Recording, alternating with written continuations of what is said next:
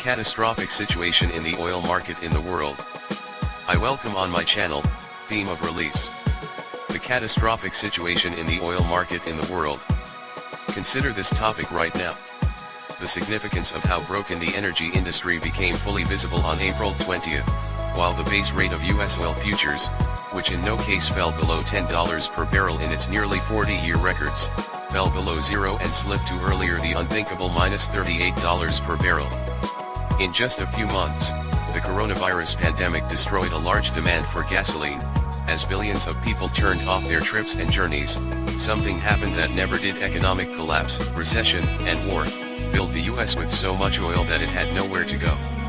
While the unnatural state of terrible oil prices will not happen again, many inside the oil industry say that this is an early harbinger of the start of additional gloomy days for the future, and that times of extraordinary investments will not allow the situation to be corrected within a couple of weeks or, possibly, months. What happened as part of the futures agreement the other day indicates that the situation is starting to get worse sooner than expected, said Frederick Lawrence, Vice Chairman of Economics and International Affairs at the Independent Petroleum Association of the United States. People receive notifications from pipeline companies that say they can no longer receive their oil. Which means that you close the past day properly. Evidence of the erosion of the value of a product that has been a pillar of global society for the reason that in the late 19th century oil was a reliable defense at the international level.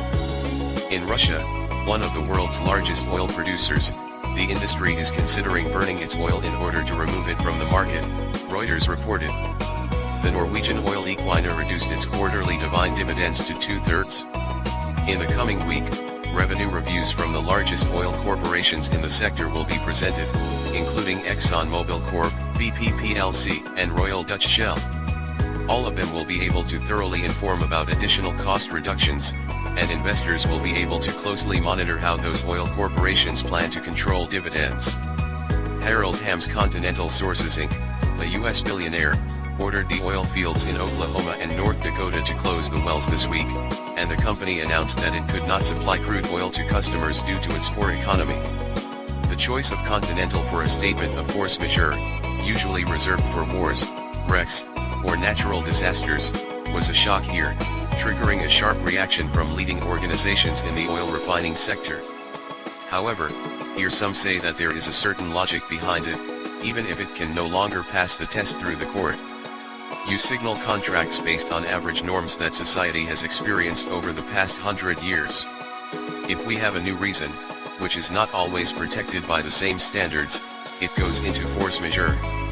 This is how Harold Hamm and others put it, that these are cases that go beyond the norm, said Anas Al-Haji, an energy market specialist based in Dallas. The market around the world is forcing all manufacturers, governments, and corporations to prepare for the closure of production, and many of them have already begun to do so.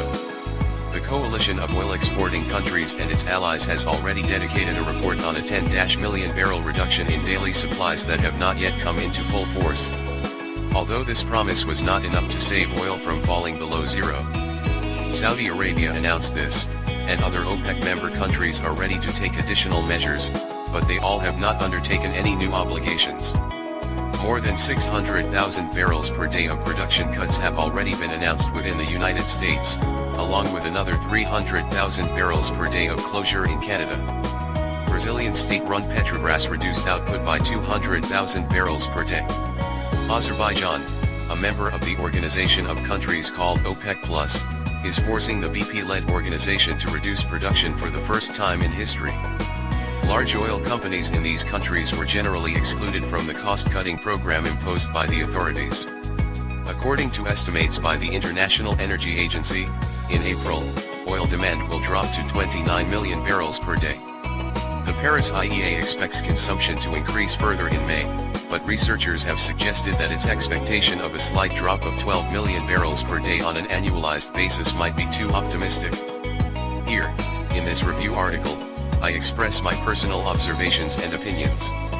Register for free on the links, participate in programs and receive dividends. More information on the address itself on the screen.